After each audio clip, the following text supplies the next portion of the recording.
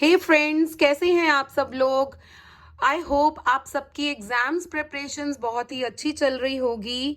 तो फ्रेंड्स, आज की वीडियो में मैं बात करने वाली हूँ हाईलाइट पॉइंट्स की, क्योंकि मैंने देखा है कि बच्चों को इक्विटी शेयर्स और प्रेफरेंस शेयर्स में डिफरेंस क्लियर नहीं हो रहा है कि एग्जैक्टली दोनों में फर्क क्या है। तो आज की वीडियो मैंने इसी टॉपिक के ऊपर बनाई है, जिससे कि आपकी ये कंफ्यूजन बहुत ही आसान हो जाएगी, डाउट्स क्लियर हो जाएंगे। तो मेरी वीडियो को प्लीज एंड तक जरूर देखिएगा।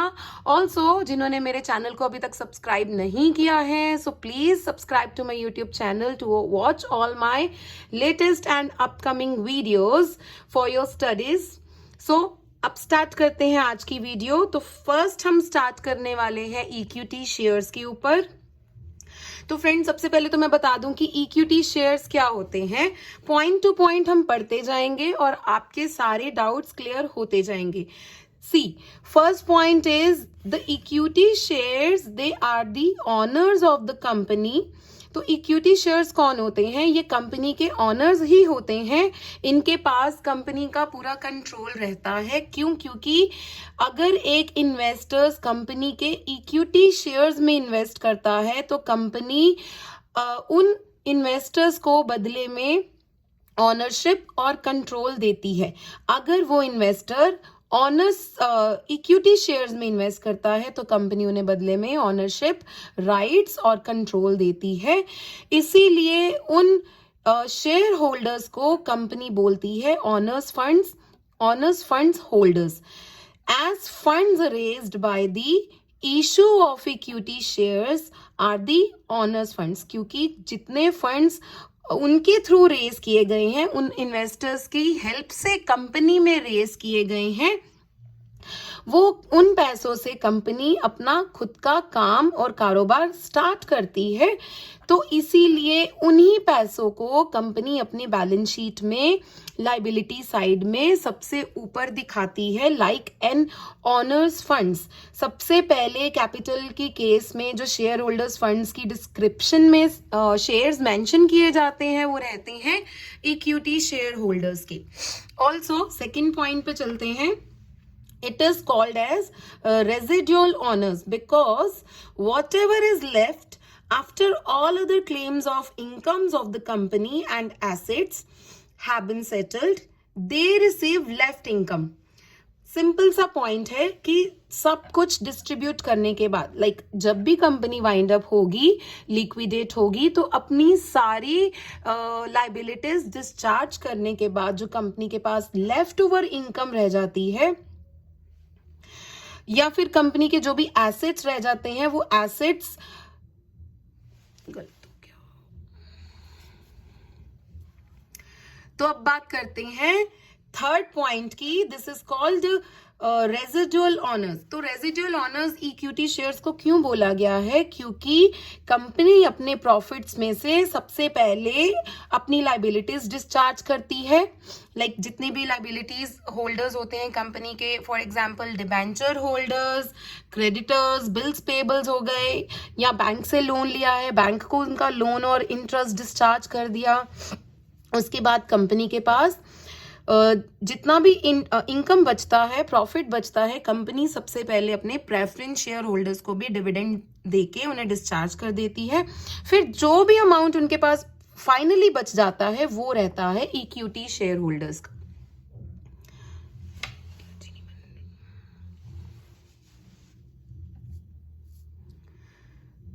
तो अब थर्ड पॉइंट से स्टार्ट करते हैं। द थर्ड पॉइंट क्या कह रहा है? Also called as the residual honors because whatever is left after all other claims of incomes of the company and assets have been settled, they receive the leftover income. क्या कह रहा है ये point? ये पॉइंट कह रहा है कि कंपनी के पास जितनी भी इनकम होगी, कंपनी सबसे पहले अपने लाइबिलिटीज को डिस्चार्ज कर देगी।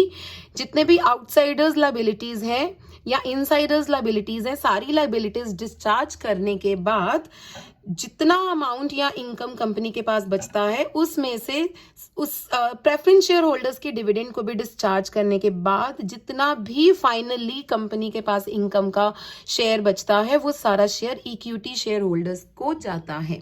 तो फाइनली सब कुछ डिस्चार्ज करने के बाद जो भी लेफ्ट ओवर होता है वो इक्विटी शेयर होल्डर्स के कैटेगरी में आता है।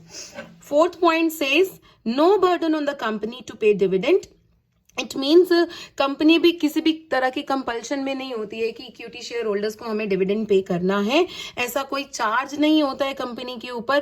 कंपनी सिर्फ तभी डिविडेंड पे करती है जब कंपनी को प्रॉफिट्स अर्न होंगे। तो ये एक बहुत ही अच्छा और इंपॉर्टेंट पॉइंट कंसीडर होता है कंपनी के व्यू पॉइंट से कि जब जब कंपनी को प्रॉफिट्स होंगे तभी ही डिविडेंड दिए जाएंगे। जब कंपनी को प्रॉफिट्स नहीं होंगे तब कंपनी किसी भी तरह से डिविडेंड देने के लिए बाउंड या फोर्स्ड नहीं होगी। Next point is permanent capital.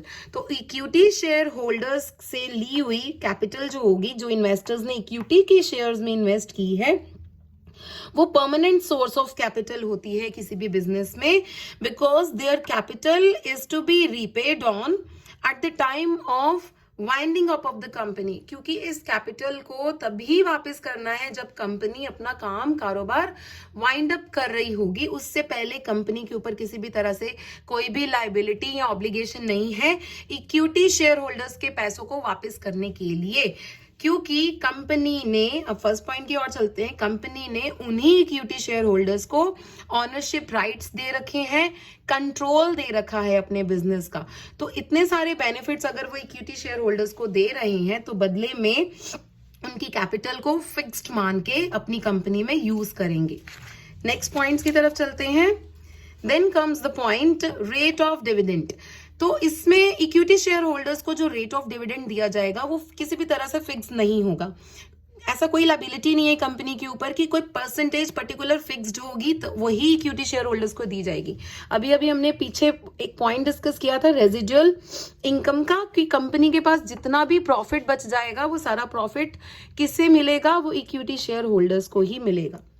Then आ जाता है voting right to vote. Yes, so equity shareholders gain the right to vote in the company किसी भी तरह का कोई डिसीजन ले रही है तो उसमें इक्विटी शेयर होल्डर्स को वोटिंग राइट्स मिलते हैं। वोटिंग के लिए इक्विटी शेयर होल्डर्स को कंसीडर किया जाता है। डायरेक्टर्स को चूज करने के लिए वोटिंग्स करवाए जाते हैं, उसके लिए इक्विटी शेयर होल्डर्स का राइट बहुत ही इंपॉर्टेंस रखता है। Then comes the point decision making powers. अब कंपनी अगर उन्हें ऑनरशिप कंट्रोल दे रही है, वोटिंग राइट भी दे रही है, तो डेफिनेटली इक्विटी शेयर होल्डर्स का डिसीजन तो इम्पॉर्टेंट रखता ही है, एक बहुत इंपॉर्टेंट रोल प्ले कर रहा है। सो इक्विटी शेयर होल्डर्स कंपनी के बेनिफिट्स के लिए जो भी डिसीजंस ले रहे हैं वो डेफिनेटली काउंट किया जाएगा। सो इनके हाथ में पावर चली जाती है कंपनी के वेराइटी ऑफ डिसीजंस लेने की। Next comes the point to participate in the management of the company. Yes.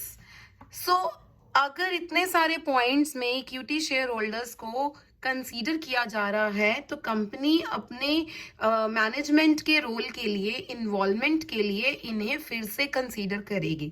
तो लाइक कंपनी कोई भी काम कर रही है, अपने ऑर्गेनाइजेशनल गोल्स को डिसाइड कर रही है, या कंपनी इंटरनल अफेयर्स या एक्सटर्नल अफेयर्स को किस तरीके से मैनेज करेगी, तो उसमें भी इक्विटी शेयर होल्डर्स की पार्टिसिपेशन मस्ट रहनी चाहिए। ऐसा कंपनी ने इन्हें राइट दे रखा है। High risk involved. So in case of equity shareholders the risk involved is generally of high nature because equity shareholders को क्या इनकम या प्रॉफिट इन रिटर्न मिलने वाला है in the form of dividend, so equity shareholders are not sure about that कि क्या हमारा profits बहुत ज्यादा होगा, मॉडरेट होगा या बहुत लो होगा।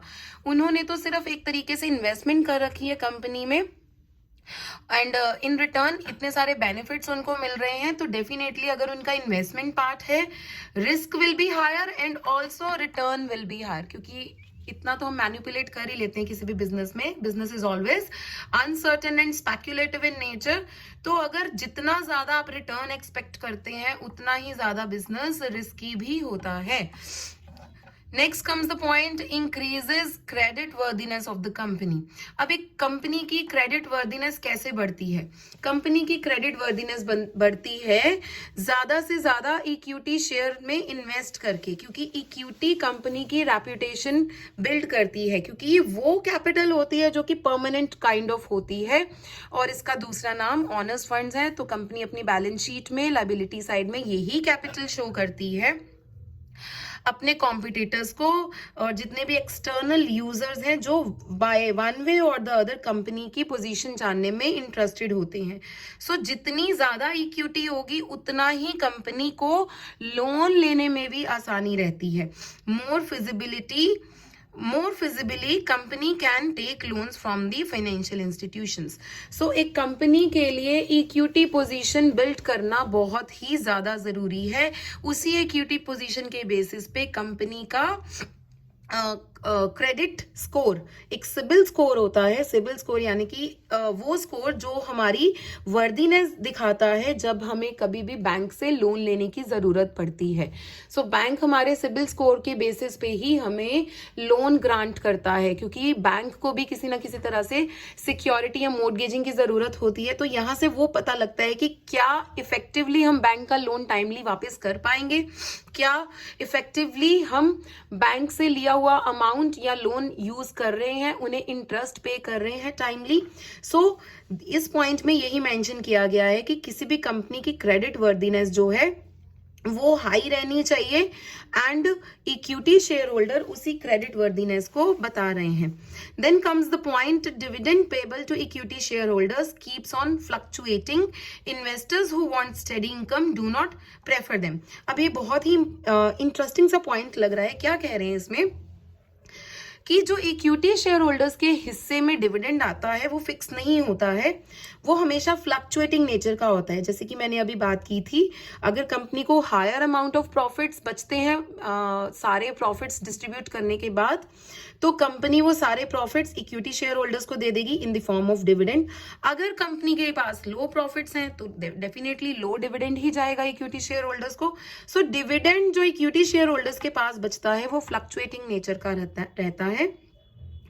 सो अगर इन्वेस्टर्स एक्सपेक्ट करते हैं कि हमें एक फिक्स्ड टाइप ऑफ इनकम आती रहनी चाहिए शेयर्स इन्वेस्टमेंट्स के थ्रू, तो वो इक्विटीज में इन्वेस्ट ना करके प्रेफरेंस शेयर्स में इन्वेस्ट करना प्रेफर करते हैं, क्योंकि प्रेफरेंस शेयर्स के केस में उन्हें एक फिक्स्ड इनकम आती रहती है. प्रेफरेंस के केस में रेट ऑफ डिविडेंड फिक्स्ड रहता है, अमाउंट ऑफ डिविडेंड फिक्स्ड रहता है. सो इन्वेस्टर्स इस केस में इक्विटीज को प्रेफर नहीं करते हैं. Then the last point is cost of raising funds through equity is more. अब cost of raising funds का मतलब है कि पैसा लगाना. सबसे पहले कंपनी क्या करेगी? सबसे पहले कंपनी अपने प्रोस्पेक्टस के जरिए पब्लिक में अपना शेयर होल्डिंग इशू करेगी कि कंपनी को कितने शेयर्स की रिक्वायरमेंट है, कितने इक्विटी शेयर्स की रिक्वायरमेंट है, कितने प्रेफरेंस शेयर्स की रिक्वायरमेंट है. तो जितना कंपनी इनिशियली इशू करती है और लोगों से एप्लीकेशन अमाउंट मंगवाती है शेयर्स का, और उन्हें बदले में शेयर सर्टिफिकेट दे के इशू करती है, उस पैसों को कॉस्ट बोला जाता है, कॉस्ट ऑफ रेजिंग फंड्स. अगर तो इक्विटीज में पैसा मंगवाया है, इक्विटी शेयर कैपिटल इशू करके पैसा मंगवाया है इन्वेस्टर से, तो उन पैसों को cost of raising funds through equity बोला जाएगा. और अगर प्रेफरेंस शेयर्स कंपनी ने इशू करके लोगों से पैसा कलेक्ट किया है तो उसे cost of raising funds through preference बोला जाएगा. तो कॉस्ट हाई रहती है इक्विटी के केस में, क्योंकि लोग इक्विटी में ज्यादा अमाउंट में इन्वेस्ट इसीलिए करते हैं क्योंकि इसमें रिटर्न अच्छी रहती है. रिस्क तो अच्छा है ही, रिस्क तो ऑब्वियसली हाई रहेगा, बट ज्यादा रिटर्न एक्सपेक्ट करने के चक्कर में वो जो कॉस्ट रहेगी वो भी ज्यादा रहती है. सो फ्रेंड्स, ये पॉइंट्स थे इक्विटी शेयर्स को याद रखने के लिए। आप प्लीज जल्दी से इन पॉइंट्स का स्क्रीनशॉट ले लीजिए ताकि आप इसे इन फ्यूचर भी इजीली कहीं भी बैठ के लर्न कर सकते हैं। बहुत ही इंपॉर्टेंट पॉइंट है जो कि मैंने सेग्रीगेट करके आपके लिए वीडियो में प्रिपेयर किए हैं। सो नेक्स्ट वीडियो में मैं बताने वाली हूँ सेम यही पॉइंट्स प्रेफरेंस शेयर्स के केस में क्या रहेंगे।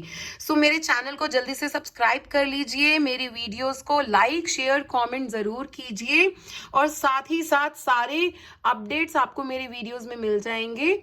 सो stay tune to watch all my upcoming videos.